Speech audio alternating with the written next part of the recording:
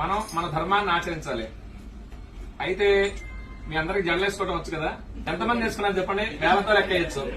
పూజకు వచ్చేటప్పుడు కొంచెం పద్ధతిగా రావాలన్నమాట. పంచమాంగళ్యాలు ఉంటాయన్నమాట. ఆడవారికి జుట్టు జడ వేసుకుని పూలు పెట్టుకోవడం, బొట్టు పెట్టుకోవడం, మంగళసూత్రాలు, మెట్టెలు, నల్ల పూసలు, గాజులు ఇవన్నీ కూడా ఈసారి నుంచి పూజకు వచ్చేటప్పుడైనా జడ వేసుకొని, బొట్టు పెట్టుకొని, గాజులు వేసుకొని అలా చేస్తూ ఉండాలి.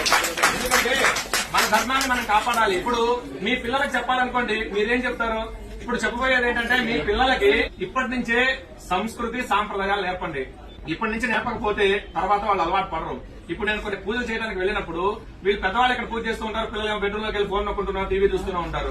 వాడి నుంచి పూజ దగ్గర కూర్చోమంటే కూర్చోడు. చిన్నప్పటి నుంచే ప్రయత్నపూర్వకంగా వాళ్ళతోటి స్తోత్రాలు గాని, శ్లోకాలు గాని, అసలు గుడి అంటే ఏంటి, పూజలు అంటే ఏంటి మనం తెలుసుకొని వాళ్ళకి తెలియజెప్పాలన్నమాట. అలా చేస్తే వాళ్ళు సంస్కారవంతులు అవుతారు. చదువు 30% ఉన్నా మిగతా 70% సంస్కారం ఉండాలి. ఆ సంస్కారం వల్లనే చివరి దశలో వాళ్ళు మనం చూసుకోగలిగేది అనమాట. వృద్ధాశ్రమాలు ఎందుకు ఉంటున్నాయంటే పిల్లల్లో అవగాహన లేక, పెద్దవాళ్ళు చెప్పక. అయితే ఇతర మతాల వాళ్ళు ఆ పుస్తకాలు గాని, వాళ్ళ మతాల గురించి గాని వాళ్ళు ప్రచారం చేసుకుంటూ ఉన్నారు. కానీ ఎంతమంది ఇళ్లలో భగవద్గీత గాని, భాగవతం గాని, రామాయణం గాని, ఈ ఇతిహాసాలు గాని, పురాణాలు ఎంతమంది ఇళ్లలో ఉన్నాయి? ఒక పుస్తకాలు ఎంతమంది రోజు కనీసం ఒక్క శ్లోకం చదువుతున్నారా? వెరీ గుడ్ అండి. తర్వాత భగవద్గీతకి సంబంధించి ఒక శ్లోకమైనా మీరు చదువుతున్నారా? పిల్లలకి నేర్పిస్తున్నారా? లేదు. కాకపోతే ఈ సీరియల్స్, సినిమాలు వస్తూ ఉంటాయి, ఎంటర్టైన్మెంట్ ఉండొచ్చు జీవితంలో. కానీ జీవితం మొత్తం ఎంటర్టైన్మెంట్ కాకూడదు. మనకి 54 లక్షల జీవరాశులు ఉన్నాయి. వాటిల్లో విచక్షణ కలిగింది, బుద్ధి కలిగింది ఒక మనుషులకు మాత్రమే. మనకి జ్ఞానం ఉంది, బుద్ధి ఉంది. మనం హిందూ ధర్మంలో పుట్టినందుకు ఖచ్చితంగా మన హిందూ ధర్మాన్ని పాటిస్తూ ఒకళ్ళు మతం మారకుండా కాపాడే విధంగా మనం ఉండాలన్నమాట.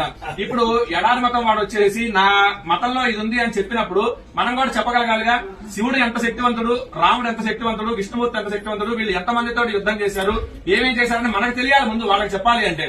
లేదు అంటే వాడు చెప్పేది నిజం అనుకుంటాం. కాబట్టి మనం నేర్చుకోవడం, కొంత సమయం భక్తికి, పూజలకి కేటాయించండి. అలాగనే ధర్మం తెలుసుకోవడానికి, ఆచరించడానికి కొంత సమయం కేటాయించండి. అలాగనే మీ పిల్లలకి కూడా చెప్పండి.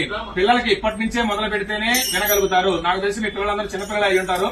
మీరు కలిగిన కుర్చీలో కూర్చున్న వాళ్ళ కింద కూర్చున్న వాళ్ళు 10-12 సంవత్సరాలు వాళ్ళు అయి ఉంటారు. కాబట్టి ఇప్పటి నుంచే మొదలు పెట్టండి. ఇప్పటి నుంచి మొదలు పెడితే కనీసం రోజుకు ఒక శ్లోకం, లేదు అంటే మన ధర్మం ఇది, బొట్టెందుకు పెట్టుకోవాలి.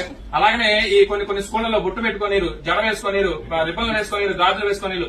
ఇప్పటి నుంచి ఇట్లా మొదలైతే ఇక పెద్ద అయిన తర్వాత అసలు వాళ్ళు మన మాట ఎందుకనమాట. వేరే మతాల వాళ్ళని పెళ్లి చేసుకోవాలన్నా కానీ దానికి వెనకాడదు. మన ధర్మం గురించి, అలాగనే మన ఆచారాలు, సాంప్రదాయాల గురించి నాన్నమ్మలకి, అమ్మమ్మలకి తెలిసి ఉంటుంది. వాళ్ళ దగ్గర నుంచి ఇవన్నీ కూడా రావాలి. అవి కూడా పిల్లలకి అలాగనే నేర్పిస్తూ రండి. మీరు నేర్చుకోండి. రోజు కొంత సమయం దేవుడికి, అలాగనే మన ధర్మానికి కేటాయించండి. జై శ్రీరామ్.